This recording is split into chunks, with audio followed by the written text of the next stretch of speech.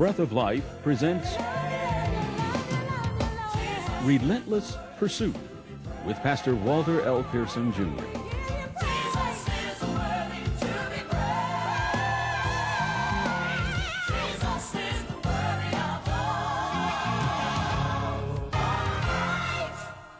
Tonight I want to direct your attention to John chapter 5. It is a story that I'm sure you think you know. John chapter 5.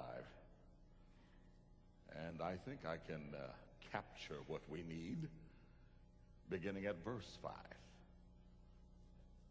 And here's what the Bible says. And a certain man was there, which had an infirmity 38 years. When Jesus saw him lie and knew that he had been now a long time in that case, he saith unto him, Wilt thou be made whole?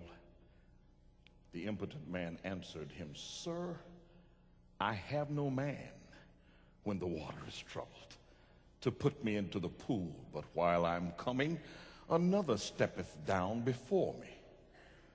Jesus saith unto him, Rise, take up thy bed, and walk. I've lifted a few words from this text to entitle this message. I call it, I Have No Man.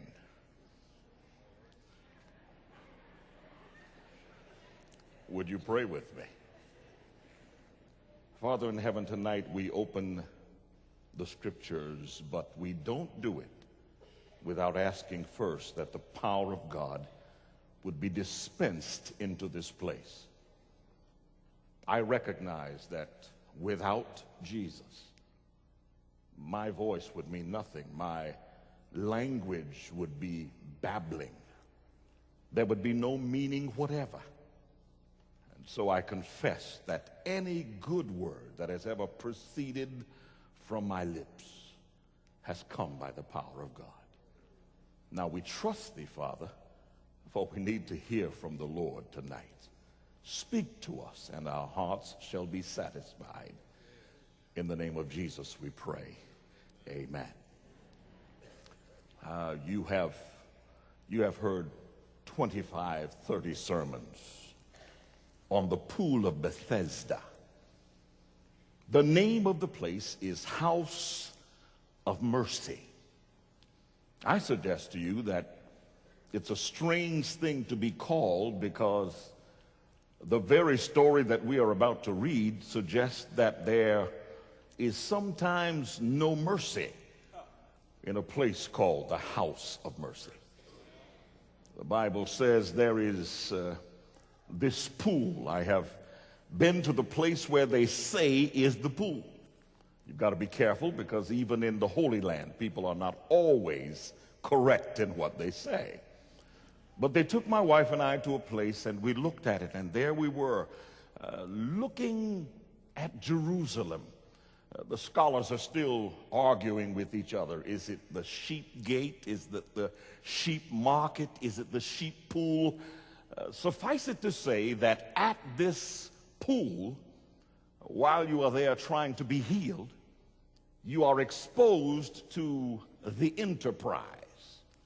You're not somewhere out in the woods. You can look up at Jerusalem and see what's going on there. So you're not isolated from the activity of healthy people, of wealthy people, of people who are blessed with health and movement. And so the Bible says at this place there are people gathered because they believe that an angel comes betimes and moves the water. I read a lot of scholarship on these things. I don't believe everything that I read, but it's interesting. One scholar says that this pool is fed by the stream of Siloam. That means that it might be part of an aqueduct that could cause surging in the water. Maybe the story that is told about this pool is somewhat askew.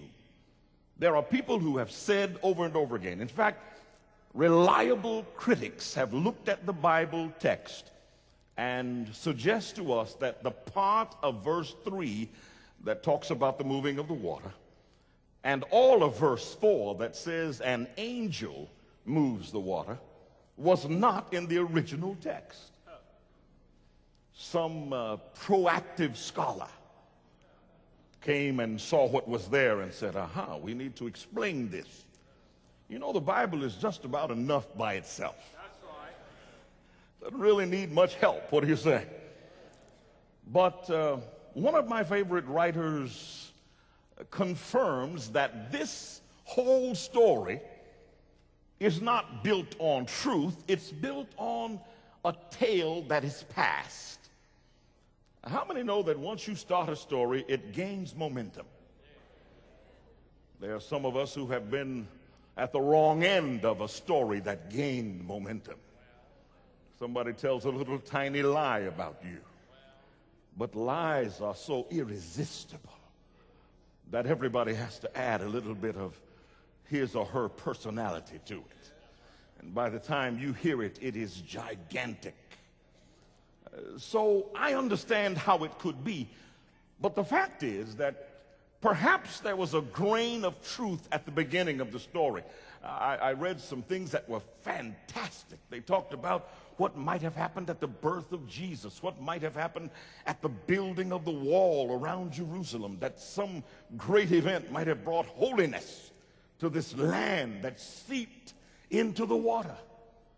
But I'll tell you what makes me suspicious. Jesus does not heal by choosing the one who needs it least. The story says that there are times, and I read very carefully, they said sometimes it might have been considered weekly, but probably less likely than every week. People were looking all the time. During the day, the place was crowded. Hundreds gathered there, and they watched for the water to move. People who could not walk to the pool would drag themselves to the pool. Those who had enough money or enough clout or enough connections had some people to come with them to be there when they needed to get to the water, because you were healed if you were first in the water, and therein lies my problem. Because if you got a migraine headache, you can get there first. If you have terminal cancer, if you are paralyzed, you are unlikely to get there first. God doesn't work that way. I have seen how God moves.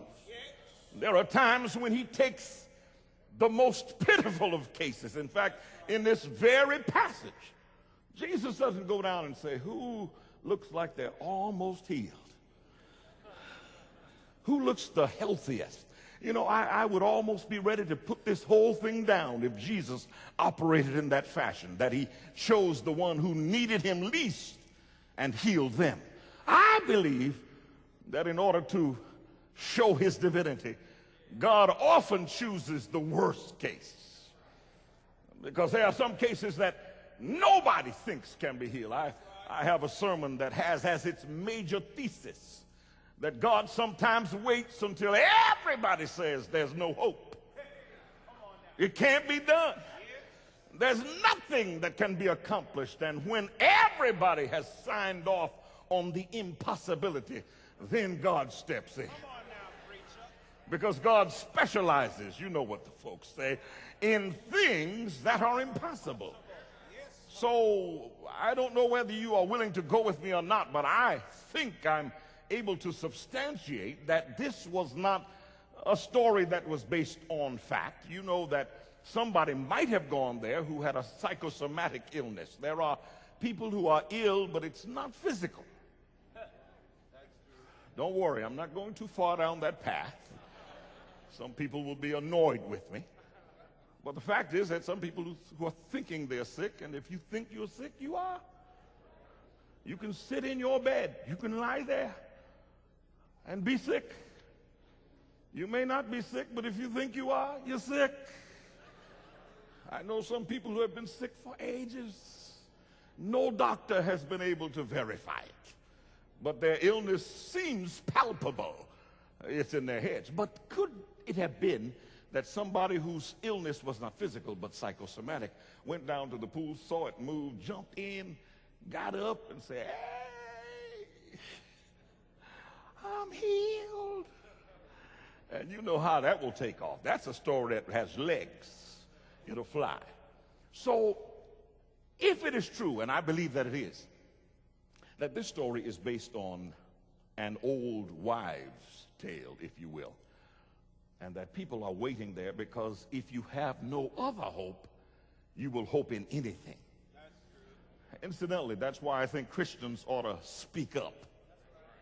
I wish I had been the one who said it, but a gentleman wrote that everybody in society has come out of the closet except Christians.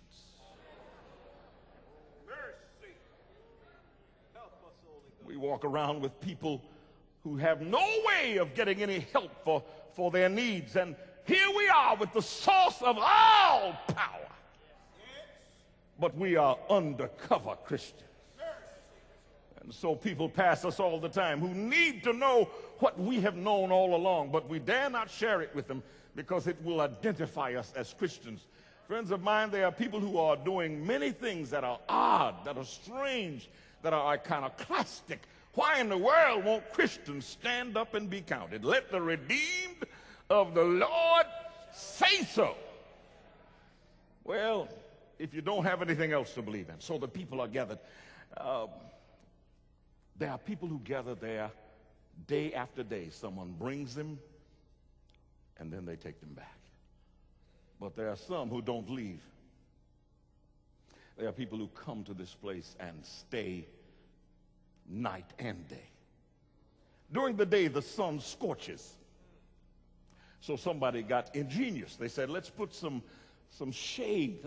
Let's create shade. And they put some covering over some of the porches that had been built so that during the day the sun would not scorch people. And then people who came to stay during the night understood that it got cold. So they had blankets and they had their rugs, and they would lie down on them. Not the most comfortable way to sleep, but if you want to be there just in case at daybreak the water should move, then you crawl down to the edge and you want to be there in case it happens at the break of day. Perhaps in the gray of morning it will come. So there are people who are there. There are also people who die there. There is for them no hope anymore. They have waited until their moment comes. The water moves, but there's nobody to pick them up. And so they try their best to get down. They crawl. They use whatever power they have, but they can't get there in time. In fact, there are people who declare that when they thought the water moved, the hundreds of people would be like driven animals, would step over the heads of people who had other illnesses, would trample them under. And perhaps some of the death that occurred at this place happened because somebody was trampled trying to get to the water. That, my friend, is not the way God works. God is a God of decency and order. Even when God moves with large groups, there is order there. But at this pool, you can tell it was sometimes a place without mercy. Well, the Bible says that there were people who came there, but when Jesus passed by, and I love this part of the story, he might have healed everyone there, but the political situation was so tense. And I know some of you think that the Bible is so pretty and it's so delicate. You know, all of your Jesus stories are pretty. Yes, Jesus would always go and heal the people. You don't understand. There were folk around trying to kill Jesus, trying to impugn his character, trying to detract from his credentials. He had not gone to one of the schools of that day. His wisdom came from somewhere, but he spoke with authority. So they knew there was something that backed him up. You and I know that he was not in a regular program. You must understand that these days not everybody goes to an ordinary educational situation. There are some people who are part of distance learning. This is why I love my job. I get to do stuff like this. Jesus was enrolled in a distance learning program. Early in the morning, a great while before day, he would wake up and commune with his Father. His Father would send down a lesson or two, and he would fulfill the lesson and fill in all the blanks and send it back up so that his education was complete and superior to anything on the face of the earth. It just didn't happen at a normal educational institution. And I do not believe that there is tension between formal education and spiritual education. Let me say it quickly, lest somebody trying to leave this institution blame it on me. So long as you understand that wisdom comes from God, you can get your information from anywhere. In fact, the closer your information comes from divinity, the better it is and the more reliable. It is superior information. But God has no tension against learning. God used people with formal education. The Apostle Paul being a sterling example. He was no less effective because he was trained. His mind was sharp, and God used him in a different way. That doesn't mean he couldn't use somebody who didn't have the opportunity. Remember that information comes from all sources, many sources. Wisdom comes from God. As long as you got that, you got it straight. So now here we are with this situation. Let me tell you what I know. These are things that can be deduced. This man who had been paralyzed for 38 years could not take himself to this pool. Somebody took him. And now the somebody is gone. Are we together so far? This is not written, it can be deduced. He got there, but if he's paralyzed, he couldn't take himself. But by the time Jesus gets there, you remember Jesus says, you want to be made whole?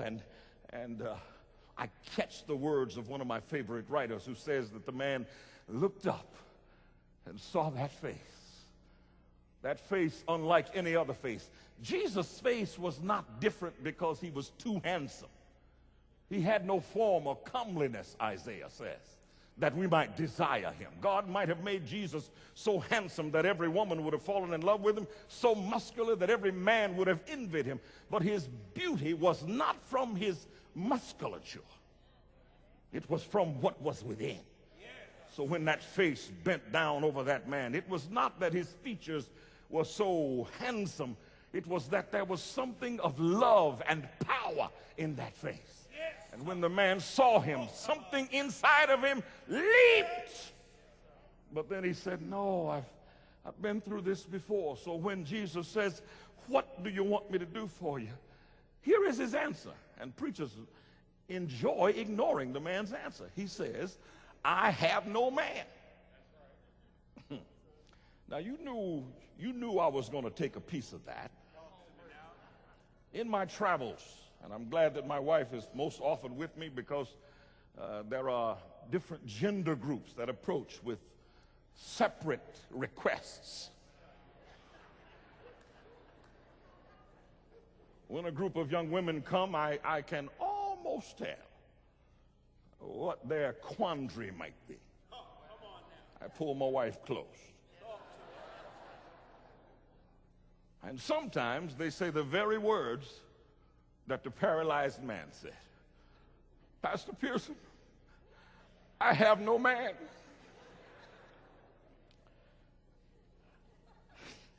What can I tell them? I've had young ladies ask me, when you travel, would you take a picture of me with you? Well, I would end up with a large pocket full of pictures. I'm not sure my wife would be completely in consonance with that plan. So I do not accept pictures. I hope you're forewarned. I have no man. What they're saying is not just that I don't have a man now, but I have had some experiences with men. Let me tell you what this man's real problem is. Do you mind if we cut through the red tape? What the man is saying is this: somebody brought me. At least they were kind enough to bring me here. I don't know who it was. I've done as much research as I can do. I cannot find out who it was who brought him, but whoever brought him might have stayed with him for a while, but eventually they became enchanted with something else and they left him. So I have an idea how the conversation went. Day after day with no movement of water. Maybe the movement did happen. And they said, come on, we got to go. And he said, yeah, but I said, come on, man. See, look what happened. If you had come when I told you to come, we'd have made it. Now, next time, don't play around. I'm here with you, but I can't coddle you. This is tough love. And when that water moves, I'm going to snatch you next time. I hope you're ready. But after a few snatches, whoever it was who came, could it have been his wife? Could it have been a son? They must have said to him, you know something? You know I love you, don't you? But I've been thinking, I think I'd be more help to you maybe going out and getting a job somewhere. Look right up there, I see people. I believe there are jobs available up near the sheep gate or down here near the sheep pool. I believe that I could go do something that makes more sense than sitting with you every day waiting for this water to move and then trying to get you up. Would you mind? Could I take a couple days and just go check? Well, what's he going to say? He can't force them to stay. So I said, okay, I'll be right back. Hey, I'll be right back. All right. And you know how that goes. I believe that somebody abandoned him. They may have come back once or twice. Maybe they came to check on him, but their visits became few and far between. And eventually this man found himself at the place of healing where the water was supposed to move, but nobody to pick him up and take him over there. And I believe that there are some young ladies who have had the same experience. Their real complaint is not that I have no man, but that I had a few and they abandoned me. Honey, I know a place where I could take you. I have looked at you and I've seen your problem. You know, I can read into your mind. And it's just a gift I got, you know. I'm able to do that. And since I know what your weakness is, and trust me, you are almost perfect, but you do have that one little thing. And I know a place where I could take you where water moves.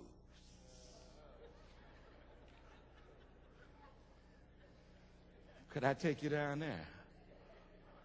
I never heard of it. Don't worry about it. I heard of it. I'll take you there, girl, and I'll stay with you. I'll be there until the water moves. When that water moves, girl, I'm going to grab you. I'm going to run down to that water.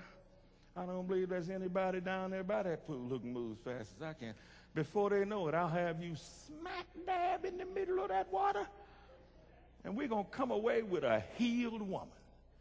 Girl, you ready to be healed? Ladies, y'all mighty quiet.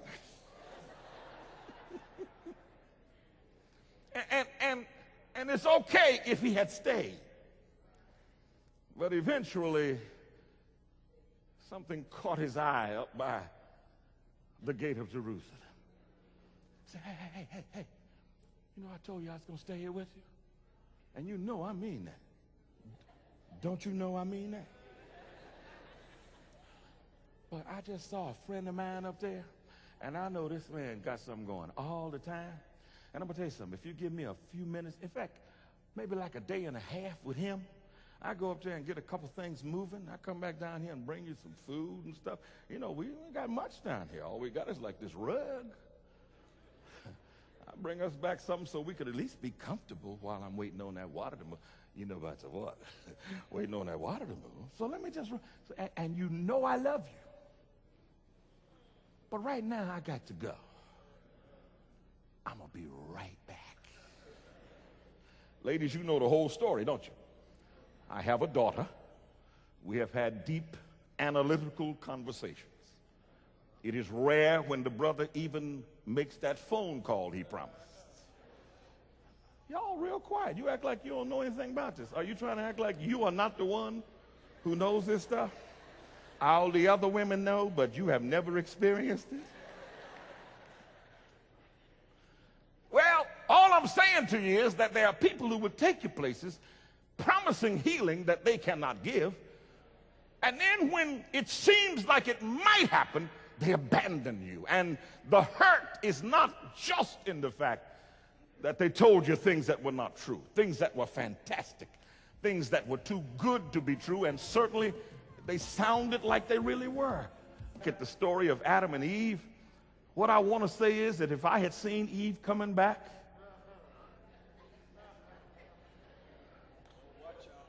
looking funny,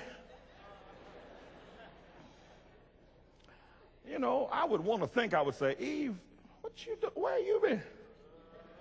You don't look like you did when you left. Where did you go? You haven't been over. You've been over there by that tree. Turn around, let me see you in the light, girl.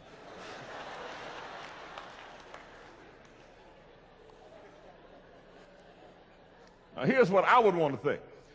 Eve, you wait right here. I got to go talk to God for a minute. But men are often very susceptible to stories. Sometimes, brethren, we listen to things that women say, acting like we don't have a mirror at home. How you doing? You all buffed up and everything? So when they say that, you go,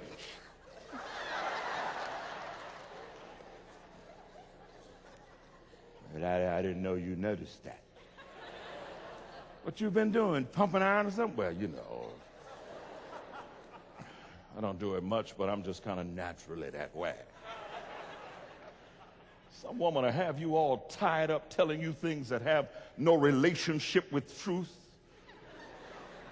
And all they're doing is trying to find somebody to go to some little place with them. And then they'll have the nerve to tell you, now, let me ask you something. I hope you don't take this the wrong way. When you get with my friends, many of them are very educated, and some of them come from families where, you know, they treat English like it's some special entry exam, and they can spot any flaw in your syntax. So I hope you don't misunderstand. When we get around them, could I ask you just not to say a lot? No, you could say like, hello.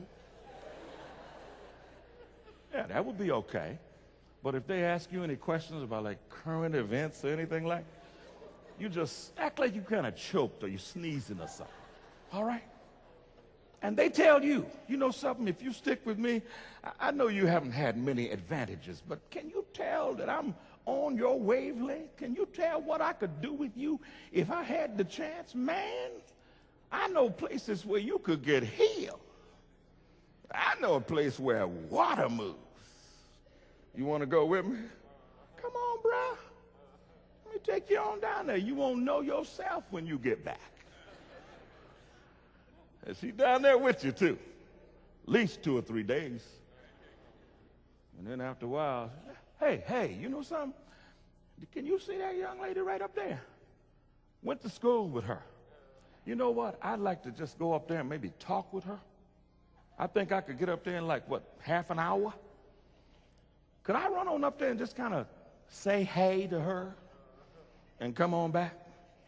You know I love you. But I just need to go for a minute. I'm going to be right back. And there you are, brother. And don't think it can't happen. And I know brothers are very, very reluctant to admit that it happened to us. So, and not one brother out there is going to give me any love on this point I'm making. You just go ahead and be quiet and understand that we know each other. Happens to the best of us. But you are abandoned. The pain is not that they lied so much. It's that they took you on some strange journey that had no real end. And then when you were there believing, they abandoned you. I believe that there are wives who are abandoned down by the pool. I believe that some man told you what he would do if you would trust in him. Told you he'd make you a star. Could you just help me get my degree first? Well, I'm down your street now. And if you help me with mine, girl, as soon as I start raking in that big money, any degree you want. You hear me? Get a double if you want to. You know what I mean? I'll be on that tuition, whatever you need. Can you go with me on that plan? And as soon as you have put all of your effort and all of your strength into it, then one day he comes home after it's all done and says, you know, I don't want this to come out wrong.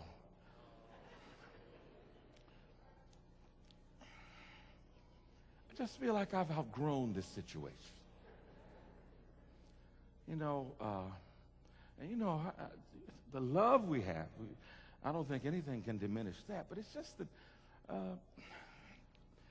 how can I say it? The challenge is not still there.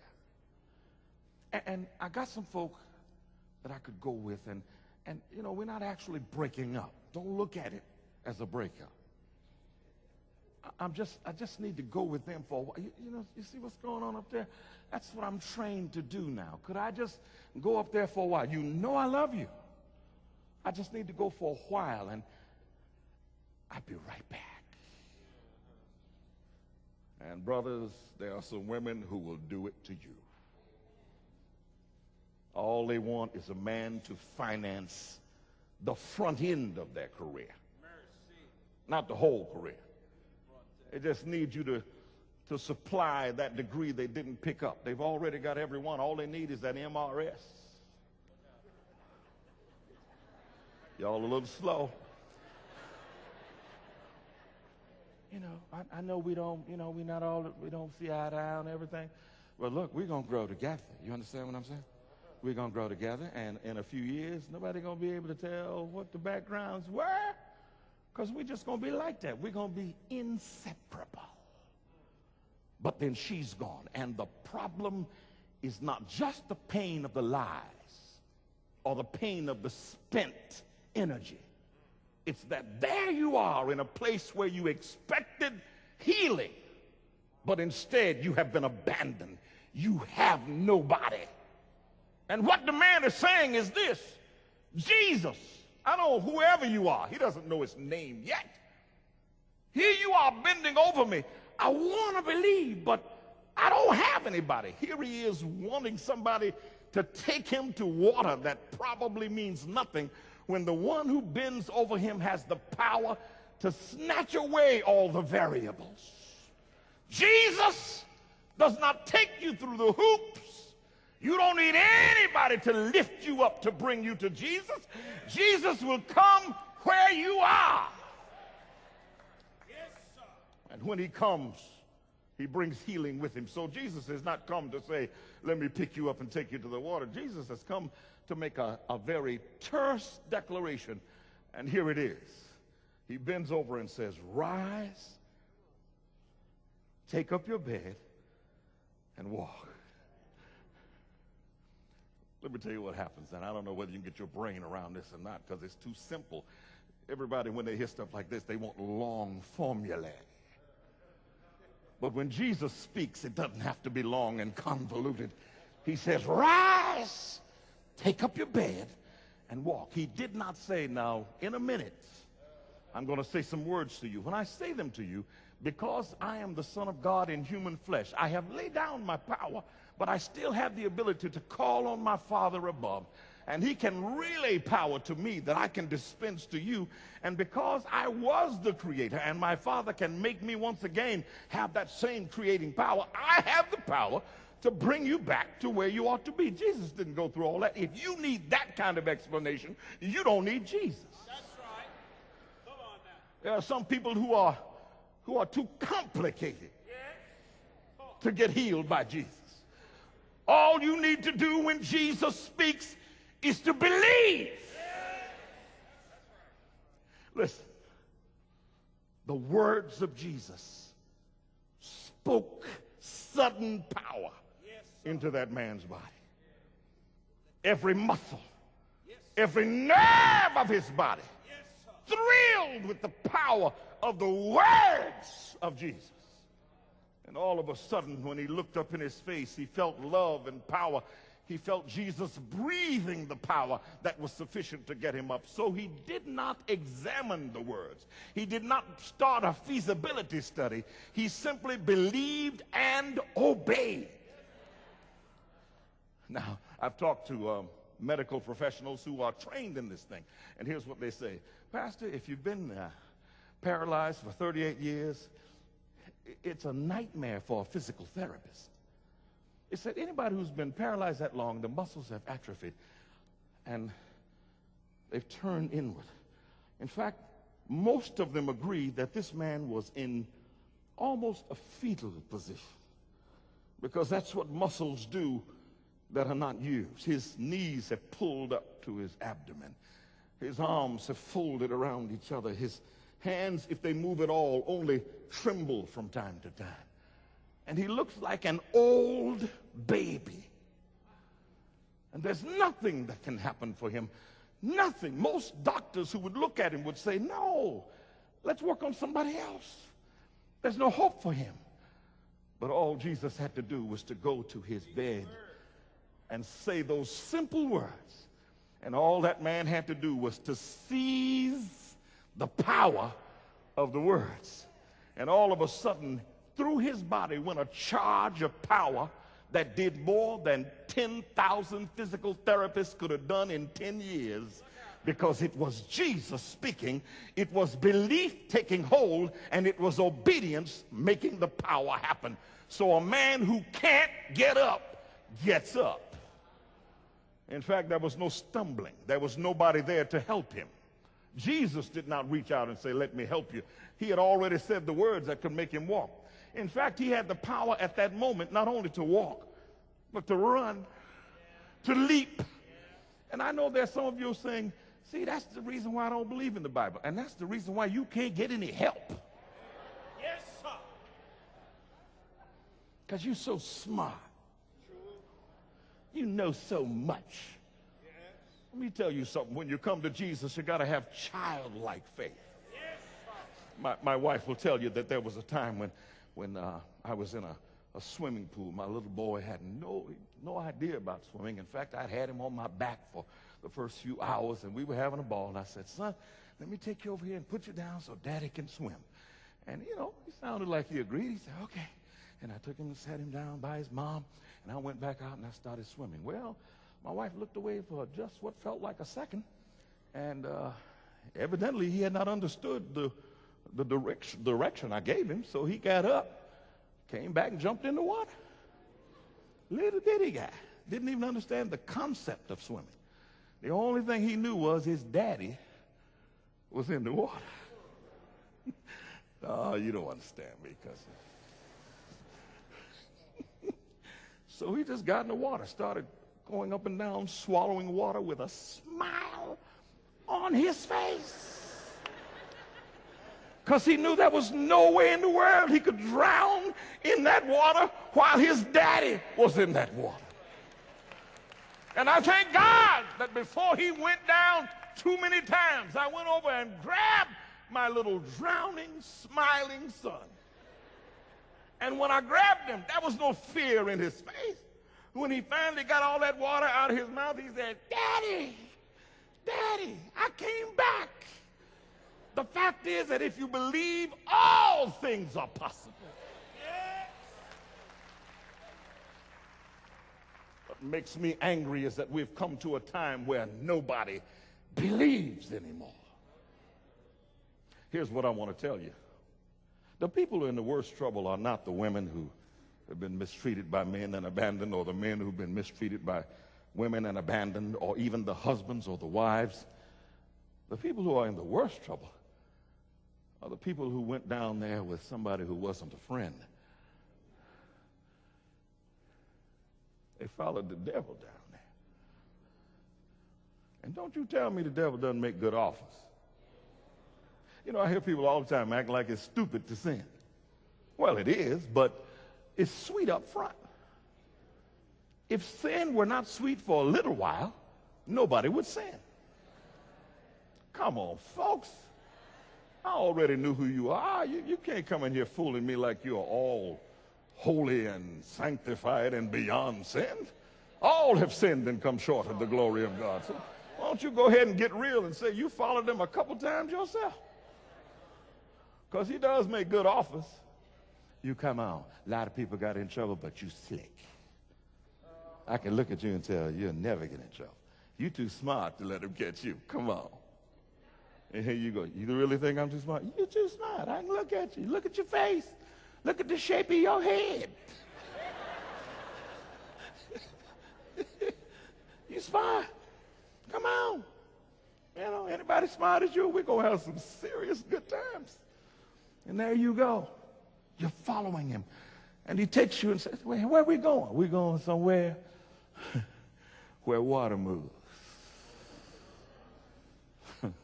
No. Wait a minute. There's something wrong with what you're saying.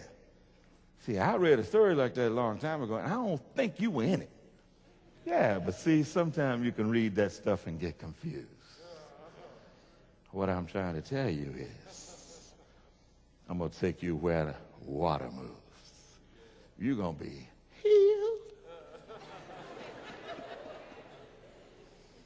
And there you go. Well, come on then. Now, what happens when you follow the devil down there? What's going to happen for you? What hope do you have? But the fact is that we find ourselves locked in sin, not because we determined to be sinners. I don't know anybody, even atheists, don't want to be sinners. They don't believe in that whole thing. All they want to do is enjoy self-determination. Nobody wants to be a sinner. But you follow him down there. And when he gets you down there, it's kind of different with him, because when he turns on you, it's ugly. Hey, let me ask you something. How you enjoying yourself down here? People been trampling over your head. Folks been stepping on your back. I was checking you out the other day. About 24 people rolled over your back. Were you thinking while they were stepping on you that I had lied to you? So it dawned on you that I didn't tell you exactly the truth, did it? Did a bell ring in the back of your head? Did you think you might not have been as smart as I told you you were? And here you are down here with me. And guess what? You're right. I'm not in this story. This is not a story that I can control. And since you're down here with me, I can tell you that your plight is practically without hope. I'm just here to remind you that even when you follow the arch deceiver down to a place that doesn't really have a healing power, the one who will come and get you is still Jesus.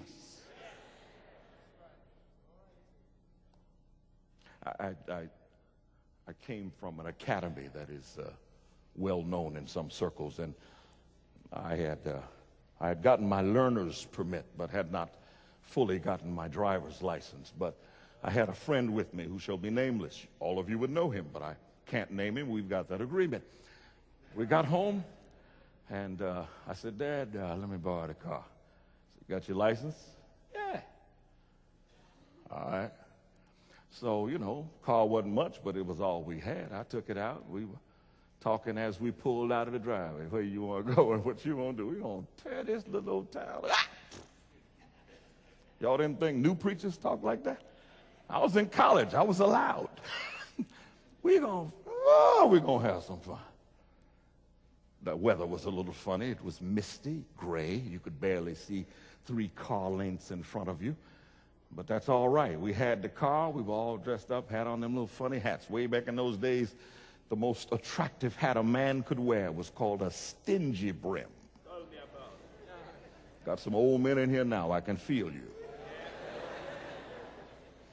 We had them on, little brim, but as we came up to a blinking light, it was blinking yellow towards us. I guess it was blinking red the other way, and you're supposed to slow down, but hey, 2 young men on the way to town to paint it colors. So I hit the gas. It was a car that you don't even know anymore. It was called a Rambler.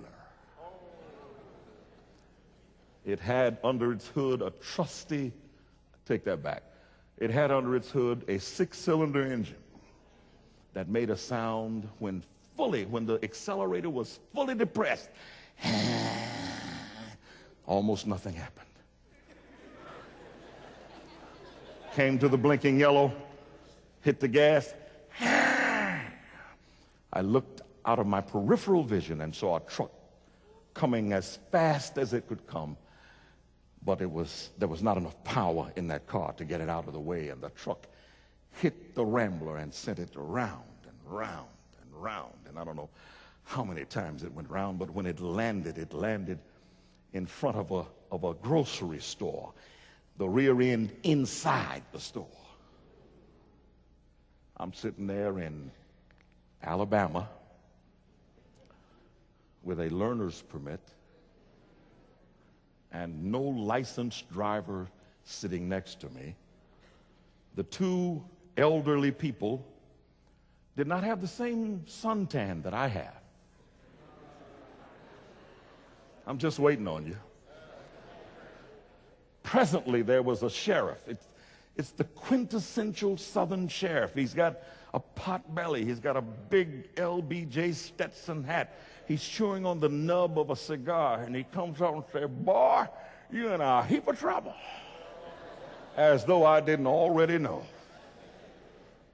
The person who was with me said, "Let me switch with you." I said, "No, man, I'm in enough trouble. This is the end of this stuff. No more lies, no more prevarication. We got to get out of this." I ran over to the payphone. There were no cell phones then, and I called, of all people, my dad. The same man I just lied to and taken his car and wrecked it. It was inside a store. And here I am getting ready to ask my dad to come help me. And I said, "Dad, I got a problem." I said, the car's wrecked. Two old people say their backs are hurting. There's a store owner who says, "I got to fix everything that's wrong with his store." And incidentally, when I told you this morning I had a license, I had a learner's permit. Now that's the point where your father ought to tell you off. But a real father knows that you already got enough trouble. He said, "Son, just stay right there. I gotta get a ride. I'm in the only car the family's got." My father came. It's a long story. Here's the short side of it. Dad went in and said, I'm a contractor. I will make your store look better than it did before my son came into your doors. Went over to the people who were in the truck, said, "Would you please, can you get to a hospital? If you can, here's my card. I will pay every cent of your medical bill." Went over to the sheriff, and this was the hard sell. He said, "Sir, do you have a son?" I saw that cigar slack in his mouth and drop. I said, "There is a God." Dad said, "If you got a son, you understand how I feel today. My boy ought to be a preacher, but this day could ruin it for him. I need your help to save my boy and let him do what God has called him to do. Will you work with me?" And a Southern sheriff pulled off his reflective glasses and said, "I feel your pain, and I'm going to work with you. And I stand here today because of a father."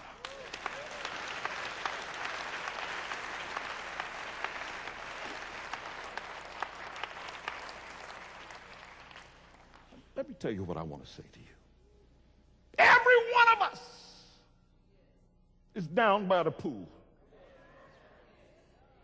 Every one of us has been abandoned. Somebody lied to us. Maybe we lied to ourselves, and here we are with nobody to help. And I tell you that if everybody else has abandoned you, the best news you can hear right now is that there is one who will never, never, never, never leave you. In fact, the thing that I want to make as clear as God will help me make it during this week that is way too short is that it doesn't make any difference what brought you to the pool.